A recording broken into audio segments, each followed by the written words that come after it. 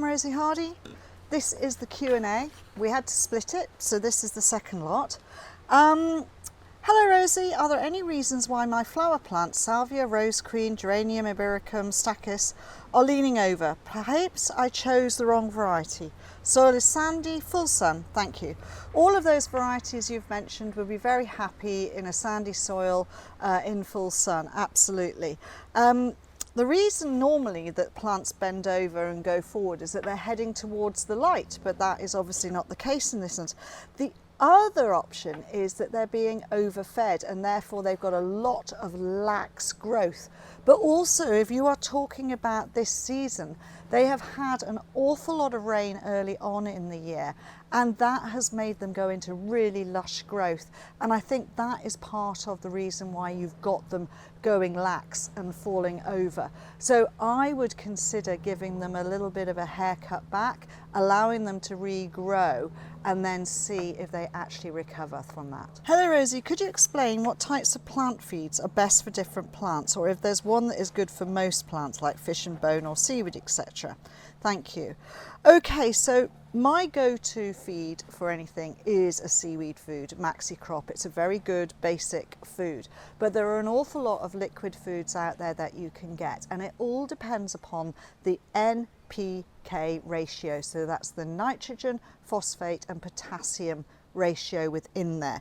If it's got a very high N, so the nitrogen thing, that's for leafy plants, that's for say shrubs, it's for your vegetables and for things that you want to give good leaf cover. If you're wanting plants that want to have flower or fruit on them, then you've got to go for things which have got a higher P and a higher K ratio, with the nitrogen being quite level. So you need to look at the things, and then if they've got added extra nutrients in there, such as manganese or boron, then that is very, very useful. So it's always good to look at those. There are specific feeds for things like orchids and things like tomatoes. Do not try and use your tomato food on your herbaceous stuff. It's not really the right mix for them. It's specifically for those plants. So get something that is general and then just look at your NPK. I hope that helps you. Hi Rosie, I'm very interested in working as an assistant gardener on a small independent nursery. I'm in my 60s, healthy, enthusiastic. Is there a qualification I could study for that will help me? I currently volunteer in a country park, would like to create an income from horticulture work. Thank you. Okay, so you don't state whether you're in the UK or not, but I'm going to tell you what I know about from the UK. So you could do your RHS level 1, but that's quite basic, and then do your RHS level 2, especially the practical one, because that is the bit that will help you if you're wanting to work out in the industry. You could go to nurseries and ask them if they're willing to take on somebody as extra. That's one way. But the other good thing that we have here in the UK is something called RAGS, and this is where you are working and retraining as a gardener, and it's run by the WFGA, and you can go and find that on the internet, and you will find places where you can get that. It's a very, very good way of getting into entry level of gardening, because you are paid as a gardener as you train. Hi Rosie, I've been learning so much. When is the best time to propagate Coreopsis via cutting? Can I still take cuttings before the fall, or should I lift the plant to be sure I don't lose it? And what are your tips on a good cutting? I really want it to work because I grew the plant from seed I brought from my hometown. Okay, so most Coreopsis can be divided. I've actually got one here. This is one of the verticillata types with the very divided foliage. This one just happens to be moonbeam. It's going up and it's coming into flower. So you can lift them and divide them. So that's one way of doing them. The other thing is that if you take one of these plants and you cut it back just slightly lower, you can see these are being cut back to here, and what you then get is you get lovely young tip cuttings here that you could take as a cutting. So you can do that by just going to 1 or 2 shoots, cutting them back, allowing them to grow, and you can take some tip cuttings, and that you could do now before you go into the autumn, and you get a lovely young plant rooted in the greenhouse. So that is something that you can do. If you're really interested in propagation, then please do look at our propagation workshop. This will help you to understand what to do. It goes through all the basics, all the way of how to get yourself set up, what to do, what time of year to take the cuttings, and different cuttings with different material. So please do take a look at the propagation workshop. Hi Rosie, are there any new interesting perennials that you think will become popular over the next few years, but most people don't know of them yet? That's quite a tricky one. Over the last few years, the one plant that wasn't known a lot about was Baptisia, and then breeding was done on Baptisia, and now that is a very common plant for people to be putting into their garden. It is a wonderful plant, and it's great to see something like that coming through. I think what will happen is, because we are getting so many different weather events, the things that will be being pushed through will be probably more of the species, because they tend to be able to cope with that variant of very dry or suddenly very wet, cooler nights, etc. So I think you'll find there might be a lot more breeding done from specific species in different countries. Hi Rosie, I've been trying to grow Primula vulgaris, our native primrose, from seed for the last 2 years. Nothing germinates. I've sown about 3 packets. Do you know what I'm doing wrong? Right, you have got packeted seed. That is not fresh seed. So that seed has gone into a dormancy, and you need to break that dormancy.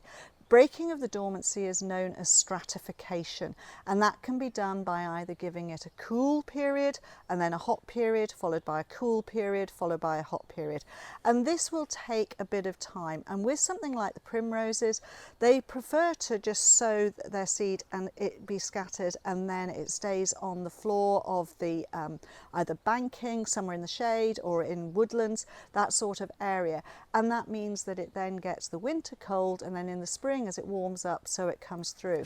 If it goes into dormancy, as I say, it has to be broken. So it has to be broken by a cold period, followed by a warm period, followed by a cold period. And the best way to do it, if you're doing it from packeted seed, is to scatter it onto a seed tray, cover it lightly with something like cork or a little bit of grit, whatever you've got, and then put it in the back of the cold frame, occasionally water it, and just leave it and forget about it, and let whatever the weather does, and you will find probably after 18 months you suddenly get a whole mass germinating, because it will have broken the dormancy and come through. But you need to forget about it. Label it, put it at the back of the cold frame, make sure it gets water occasionally, and then you never know, in a couple of years you'll get seeds coming from it. The best way to do it is fresh seed. Hi Rosie, thank you for the videos. I've got a question about Philadelphus. I bought some in January 23 as a 9cm plant, put it in the ground. It's been there, it's got to probably about 3 foot plus so far, but I've not got any flower. Okay, so that is quite a young small plant to go into the ground. So if you put it in say, so you got it in January 23, you put it into the ground, it's had a year, 2 years of growing, and now is at a reasonable size. They can get quite tall, but they grow off or flower off mature wood that is a year old or plus a year old. So it's only just getting to that point where you're getting wood that is mature enough to flower.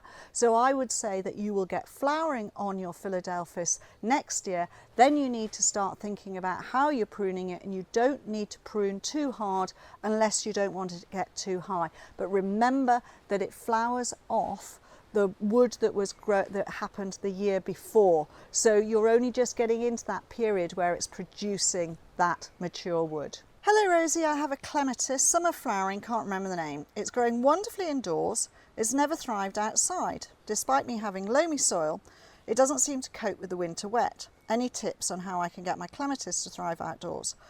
I would suggest, if you're growing it indoors and it's perfectly happy, then why not keep it in a container and have it in a container outdoors, or have it in a raised bed outdoors, because it sounds as though it is getting too wet during, as you say, getting too wet during the winter. So the way to alleviate that is to either give it a raised bed with some free draining ground, or put it into a container so that you can move that container and make sure that it doesn't get too wet. That's my best solution for you. I'm from Belgium and find plants, especially hardy geraniums, have different names in England than in Belgium. How do I find the right cunt? I love English channels, but can't find the specific kind of geranium as an example. Okay, so this all has to do with the fact that certain names for plants are given to them in a certain country. They don't necessarily translate in another country, so that country then changes the name. Also, there are what are known as selling names on plants, which are used more so than the correct botanical name. So some plants will have 3 or 4 synonyms, and you can find out what those synonyms are if you go onto the RHS Plant Finder.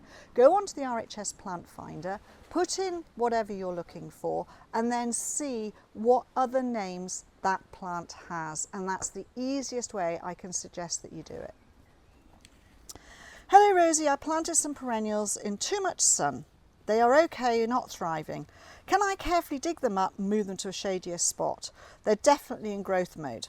Okay, so you've got 90 degrees Fahrenheit and 50s at night and very low humidity. That's fine, that's not a problem. But yes, you can lift and move herbaceous perennials. They are perfectly happy. They may take a little bit of a knockback, and if they're really too over leafy, then just give them a little bit of a prune back so that you're not giving them too much of a transplant shock. But if you're moving them from a sunny spot to a shady spot, they are going to be happier anyway. So just go for it.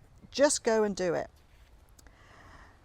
Hi Rosie, I have a gravel garden, hence mainly container plants. I struggle with succession planting and wonder what to do when perennial plants are past their prime each season. Move them, lift them, or something else. Many thanks. Okay, so if you're growing in containers and you do what I suggest quite a lot of the time is that you grow a plant in another container that fits into that container. It is easy to lift it out, move it somewhere where it's not seen so much, i.e. a holding area for it to go through, and then when it comes back into growth you can move it back into a pot. That is one way of doing it. The other thing is, are you leaving them there for their stem effect and what have you? And if they don't have any of that, then just cut them down and then move that pot, if you've got it in a pot, to the back and move something else in front of it. That way you hide it. So that's some of the ways of doing it. So grow in another container that you can put into the containers that stay in place, lift and swap out, and that way it makes it much easier. And then you can swap out the ones which are not looking so good right to the back. They're sitting there quite happy, not doing their own thing, while you have something else of interest in that container as you go. That's how I would suggest you move on. Hi Rosie, I have a tiny north-facing courtyard garden. I'm confused about the amount of sun or shade needed. Is a shade-loving plant okay when it doesn't get any sun or only a couple of hours? Plant labels can be confusing. Absolutely, plant labels can be confusing, and sometimes they are generic. And so, for instance, somebody has just pulled me up on the fact that one of the Nepetas that we grow is a green-leafed one, and therefore I always suggest you can put them in the shade. But our description says full sun. I need to change that.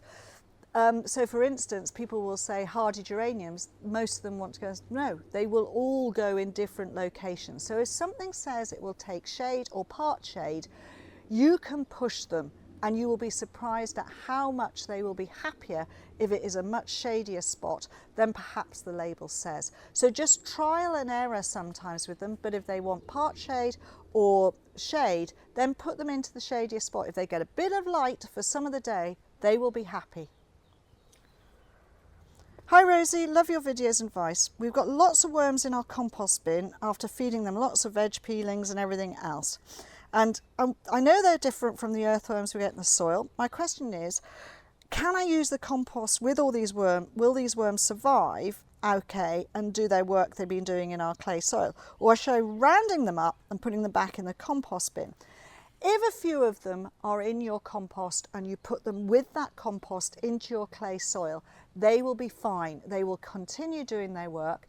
If some of them do die, then don't worry, because they then themselves become a type of compost and bacteria and other things are going to live on them. So you're just continuing that cycle of decay and replacement. So don't worry too much. If you're worried and you don't want to put them in, the thing with these compost bin worms is they should not be put into the soil directly without anything else. They are far better off in the compost. But then if you move the compost and some go with you, don't worry about it. If you want to round a few up and put them back in the compost bin, that's up to you. Okay, just a couple more. Hi Rosie, I have some Angelica seeds and they germinated but did little. Second year they put on good growth.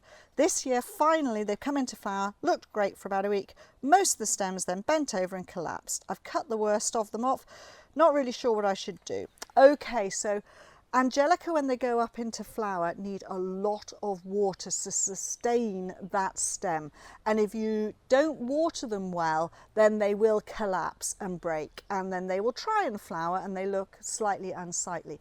So you've done the right thing with cutting them back, because what will happen is that they will put on new growth at the base and they will continue to grow, and they should then flower for you next year. They've done exactly what they would do. You know, you grow them from seed, they make a little bit of a plant, then the following year they do really well and up they go.